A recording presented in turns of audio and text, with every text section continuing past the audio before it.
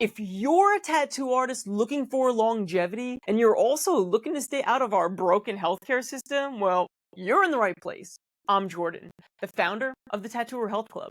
I'm bringing over a decade's worth of experience to pull back the curtain on our broken healthcare system so that you can be empowered to extend your career and tattoo at your best. And I'm doing that with the Tattooer's Guide series. So let's get started. All right, guys. Now, before we get started with the Tattooer's Guide to Longevity, I'm going to remind you and ask that you please hit that subscribe button, hit that like button, because I know you're going to like what's coming, but you might forget to do it. So do it now for me quick. All right? I appreciate you and I acknowledge your time and for us to share space together right now. So let's hop right into this episode of step-by-step longevity for tattoo artists focused on K-taping. So in this step-by-step guide for K-taping, I want to give you all of the foundational things that I teach my masterclass students inside the Ergonomic and Therapy Secrets Masterclass. What the goal is to give you some foundations so that you can start using K-tape today. I'm going to be giving you the step-by-steps, the precautions, the contraindications, factors that are going to affect your K-tape, and how to get the most out of it. So let's go right ahead, and if you don't have K-tape, that's fine. You can buy it at any pharmacy. But what we offer inside the Tattooer Health Club is a specific low-grade K-tape that we're going to talk about in a minute. Now, when we're talking about K-tape, what we're talking about is athletic tape. This is tape that's used for, like I said, athletes. It's used for all different types of things. Really, what's important about it is that K-tape is like the abbreviation for kinesiology tape. Okay, kinesiology tape is not all created equal. There's all these different types, sizes, shapes, pre-cut, not pre-cut, high profile, low profile. So essentially, what does K-tape do? Well, K-tape is supporting your bones, tendons, ligaments, and joints so you don't have pain. Okay, so it's super versatile. It can be used on any portion of the body, essentially, and you can use it for postural support. It can be used to be specifically designed to any part of the body that you need to support. But one thing I want to tell you out of the gate is that it's a compressive if it's not used correctly. This is really designed to give our bodies the support that it needs through tension. Now, you can see the back of this tape.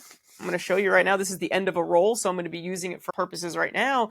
That there are these boxes. These boxes help to define literally the pattern that you're going to use. Okay. One thing I want to show you is that the tape itself is stretchy. Okay. Once I remove the backing, you can see the elasticity of the tape, and that's one of the real benefits of the tape to support your hands, your wrists, your elbows, your shoulder, or your neck. So really important.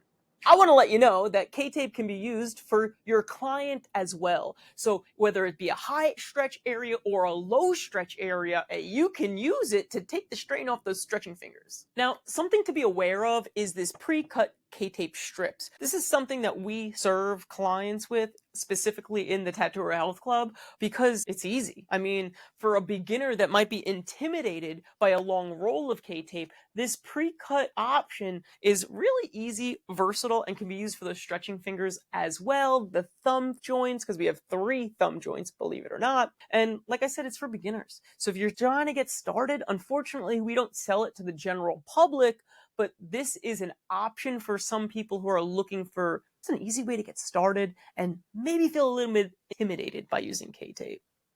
Now, some of the things that you're going to need, some things that just make your life easy before you get started with K-tape is a sharp pair of scissors, just saying. I personally like to use supported scissors with like a spring. It takes the strain off the thumb. It lets your palm do the work. Just a little ergonomic trick, but that's one that I like. Rubbing alcohol to clean and prep the area, as well as the scissors themselves. The more you start to use K-tape, the scissors are actually going to get gunked up with the adhesive, so you're going to want to clean it.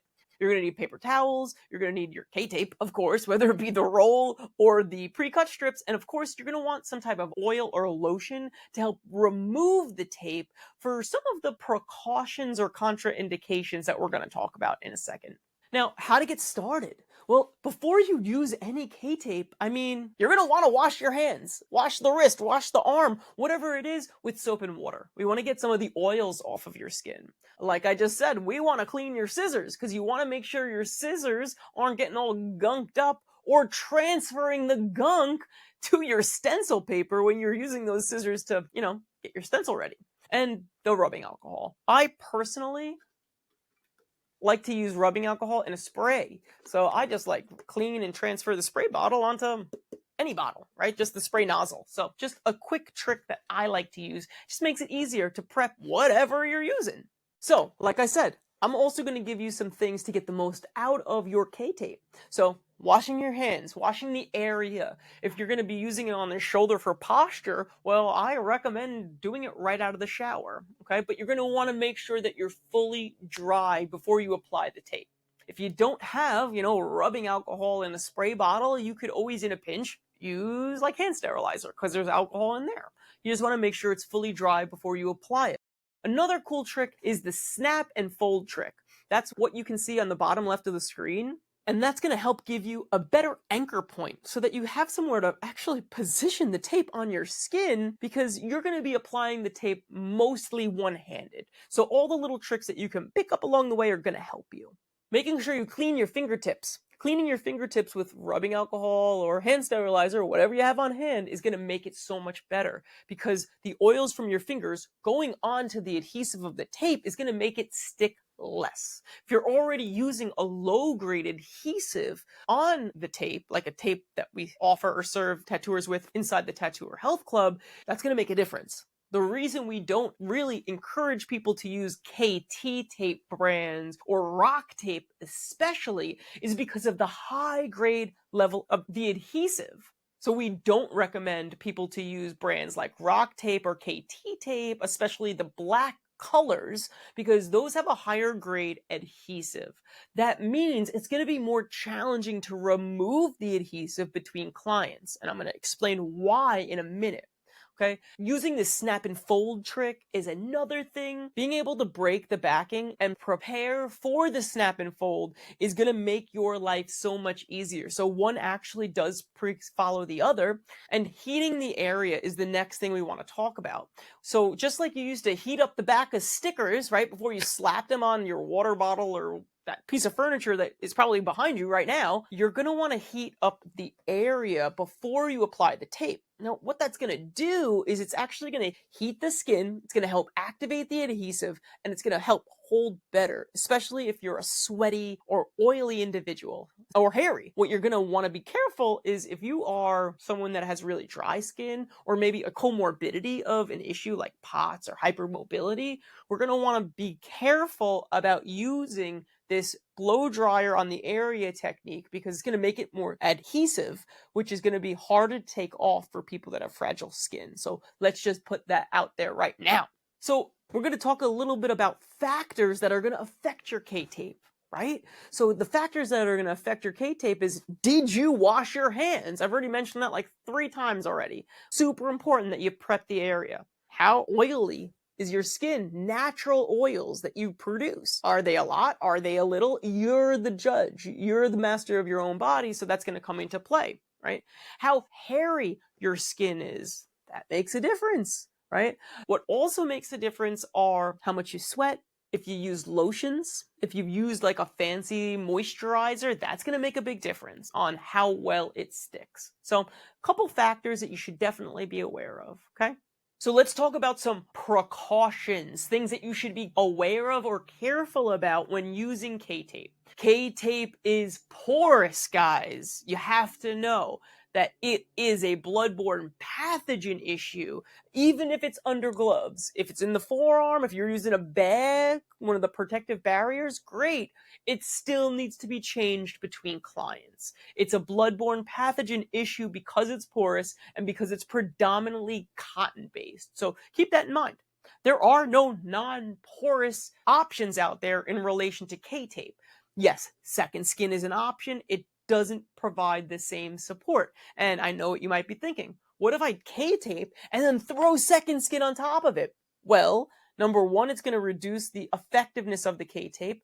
And number two, it's cost prohibitive. It's not going to be realistic for you to put K-tape and the second skin to like try to make it non-porous. I don't recommend it. It's not an option. So I'm just going to throw that out there. Okay. What you need to be careful of a precaution is also skin integrity. We mentioned that a minute ago, where circulation might be an issue. Maybe you have diabetes, maybe, like we said, hypermobility and POTS or EDS. If you don't know what those are, then good. If you do know what those are, pay attention, because I don't want you to have a skin tear. You might be saying, I want to use this K-tape for stability, but when you are unstable, like an issue with hypermobility or EDS, POTS, your skin is at high risk for tearing. So we need to take that into account, okay?